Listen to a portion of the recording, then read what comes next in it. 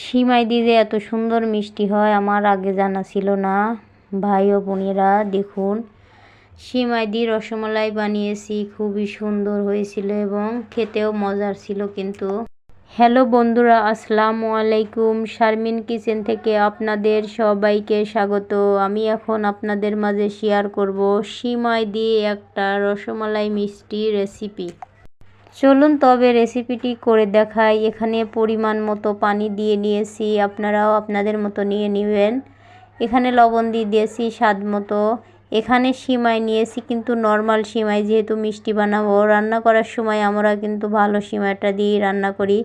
এখানে আমি বাংলা সিমাই বা লাল প্যাকেটের সিমাই বলি, ওই সিমাইটাই নিয়ে নিয়েছি গলা বাটির মতো। এটা ব্লেন্ডার করে নিতে পারেন আপনারা, আমি ব্লেন্ডার করি নাই, যেভাবেও গুঁড়ো করে নিয়েছি। এখন একটা বেটার বানিয়ে নেব, যেভাবে আমরা রুটি বানানোর বেটার বানিয়ে নেই, ওভাবে করেই বেটারটা কিন্তু বানিয়ে নেব। দেখুন শুকনো শুকনো হয়ে গেছে। এখন একটা প্লেটে উঠিয়ে নিয়েছি। কত সুন্দর কালারটা হয়েছে। এভাবে করে সুন্দর করে মথে মেখে নেব। এর ভিতর দিয়ে দিয়েছি স্বাদ মতো ময়দা। এখানে কর্নফ্লাওয়ার দিতে পারেন, গুঁড়ো দুধ দিতে পারেন। আমি যেহেতু ঘরে যা যা ছিল এটা দিয়ে বানিয়েছি। ময়দা ছিল আমার কাছে, কর্নফ্লাওয়ার, গুঁড়ো দুধ ছিল না। আর এই বেটারটা কিন্তু আপনারা তরল দুধ দিয়েও করে নিতে পারেন, আমি পানি দিয়ে করে নিয়েছি। এভাবে সুন্দর করে হাত দিয়ে মেখে মেখে নেব। এতে তেল দিয়ে দেবো, এখানে ঘি দিয়ে দিতে পারেন আপনারা, আমি তেল দিই বেটারটা বানিয়ে নিলাম। দেখুন কত সুন্দর সফট হয়েছে। এখন মিষ্টিগুলো এক এক করে আপনাদের বানিয়ে দেখাবো।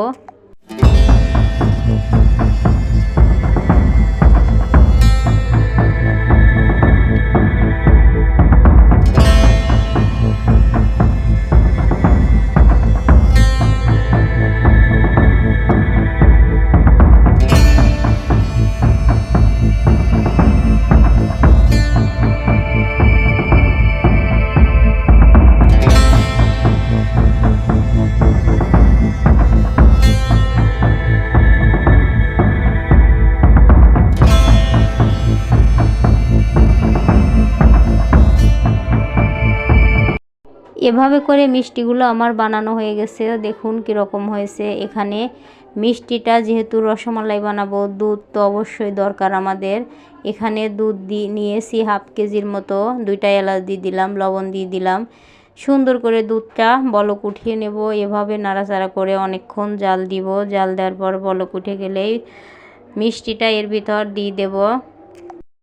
তবে ভাই ও বোনেরা, আপনাদেরকে বলি, আমার ভিডিওটা যদি আপনাদের কাছে এতটুকু ভালো লাগে অবশ্যই লাইক কমেন্ট শেয়ার করবেন প্লিজ। আর নতুন যারা এখনও সাবস্ক্রাইব করেন নাই অবশ্যই সাবস্ক্রাইব করে আমার চ্যানেলের পাশে থেকে যাবেন। এখন দেখুন ভালো করে দুধটা বলক উঠিয়ে নিয়েছি। মিষ্টিগুলো এর ভিতর দিয়ে দিয়েছি। দিয়ে আস্তে আস্তে করে মিষ্টিগুলো নাড়াচাড়া করে জাল দেব। বেশি জোরে নাড়াচাড়া করবেন না, মিষ্টিগুলো ভেঙে যেতে পারে। এভাবে করে দুধ উপর থেকেও নাড়াচাড়া করে জাল দেব। মিষ্টিগুলো কিন্তু ফুলে ফুলে উঠবে, যেরকম ছিল ওরকম থাকবে না। আস্তে আস্তে করে মিষ্টিগুলো নাড়াচাড়া করে জাল দিবেন। অবশ্যই মিষ্টিগুলো ফুলে ফুলে ডবল হতে থাকবে। দেখুন এখানে চিনি দিয়ে দিলাম, চিনিটা পরেই দিবেন, আগেও দেওয়া যায়, আমি চিনিটা পরেই দিব। দেখুন মিষ্টিগুলো আস্তে আস্তে ফুলে যাচ্ছে, কিন্তু সুন্দরভাবে বলক উঠিয়ে মিষ্টিগুলো জাল দিতে হবে। বলক উঠে গেছে, কিছুক্ষণ জাল দিব। জাল দিয়ে মিষ্টিটা নামিয়ে আপনাদেরকে পরিবেশন করে দেখাবো আমার মিষ্টিটা কেমন হয়েছে। দেখুন কত সুন্দর ফুলে উঠতেছে, খুবই সুস্বাদু ও টেস্টি মিষ্টিটা। অবশ্যই আপনারা বাসায় একবার হলে আপনাদের বাচ্চাদের ট্রাই করে খাওয়াবেন। হয়ে গেছে মিষ্টিটা, আমি নামিয়ে নিয়েছি। আর এই ভয়েসটা যদি আপনাদের কাছে খারাপ লাগে অবশ্যই আপনারা ক্ষমা করে দিবেন। একটা ভয়েস করতে গেলে আমার অনেক সময় লাগে, আমি বারবার ডিলিট করি, আবার বারবার ভয়েস দেই। দেখুন মিষ্টিটা হয়ে গেছে, একটা প্লেটে উঠিয়ে নিয়েছি। কত সুন্দর দেখতে, যেমন সুন্দর খেতেও কিন্তু লোভনীয়। এভাবে করে আপনারা একবার হলেও ট্রাই করবেন। আর আমার ভিডিওটি ভালো লাগলে অবশ্যই লাইক কমেন্ট সাবস্ক্রাইব করবেন। দেখুন কেটে দেখাচ্ছি মিষ্টিটা কেমন হয়েছে। তবে এই ভিডিওটা আজকের মতো এখানেই, পরে আবার আরেকটা ভিডিও নিয়ে আপনাদের মাঝে হাজির হব। কমেন্টের মাধ্যমে অবশ্যই জানাবেন আপনারা। আসসালামু আলাইকুম, আল্লাহ হাফেজ।